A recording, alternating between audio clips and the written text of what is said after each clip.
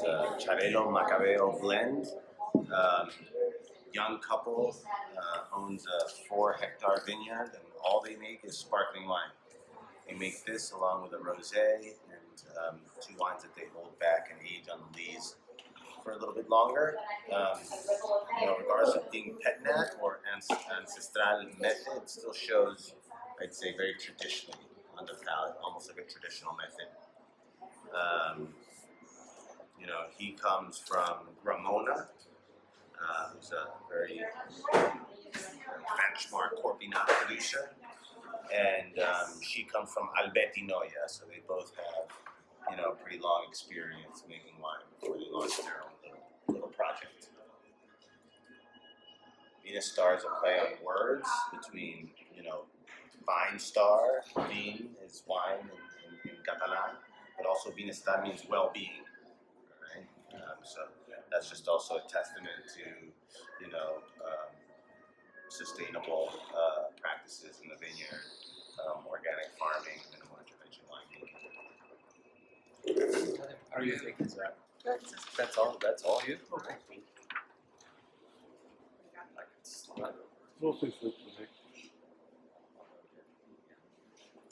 What is the residual? So here, I'd say the residual is like under 5 grams.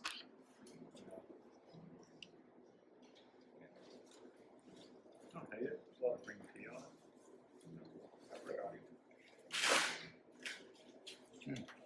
Can you say that? Thank you. This is Alvaro. Hi. Alvaro. Hi. Nice to meet you too. What do you think?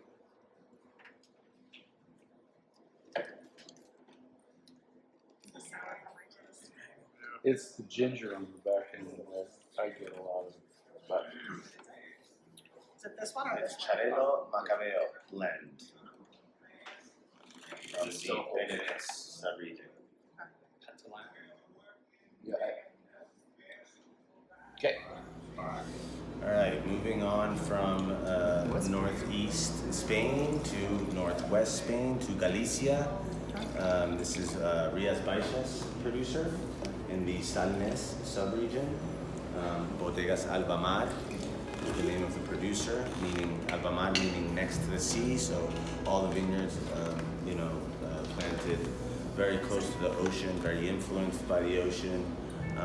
All on decomposed granitic sandy soils, very rich in marine fossil and decomposed conch. So, all of that I think really shows in the salinity and savory notes of the wine. This is an entry-level Village style wine, sourced from like 20 different little micro plots. And then he does have some other, higher end single site specific vineyard wines. This is one of our top producers, top wines in the portfolio. I'd say 1 because it's Albarino, and I think it's definitely having a moment right now, and 2 because it's delicious. Couldn't help but notice empty slots. Well, it was funny. We had like 8, or it was crazy, and we tried to pare it back down, but Yeah. well, I think it's up there with that Grand Maison. that's pretty good. That Grand Maison. I didn't want to go down that path, but yes. I agree. Thoughts on Let's do the. but it sure was damn good. It was very good. We coincidentally tasted this a couple of weeks ago. Here? Here. Okay. Yes. I think about 2 weeks ago. Maybe you recall. I gotta go back to the right in my mind. And I'll wait till Zach comes over. Before you taste the red, because I'm still tasting I am it. too. Yeah, same That's a here. good thing, right? Yeah, totally. Zach, I don't know if I was revisiting, the Albamar and thinking to myself, it's been gone for at least a minute or 2, and I'm still tasting all those flavors. I like that. I guess it's the only way is how do we get that off the ground? Have people say, trust me, this is complex as a red. True. You know, but I mean, to me, like right now, there's still a bunch of pear. I love, pears, and I get pear and spice, yada yada yada. It's not important, but it's more like I'm gonna put that one in the list of we pour it for somebody. They're buying it. I mean, until they know the price. But I'm just saying, is this like it's a universal wine.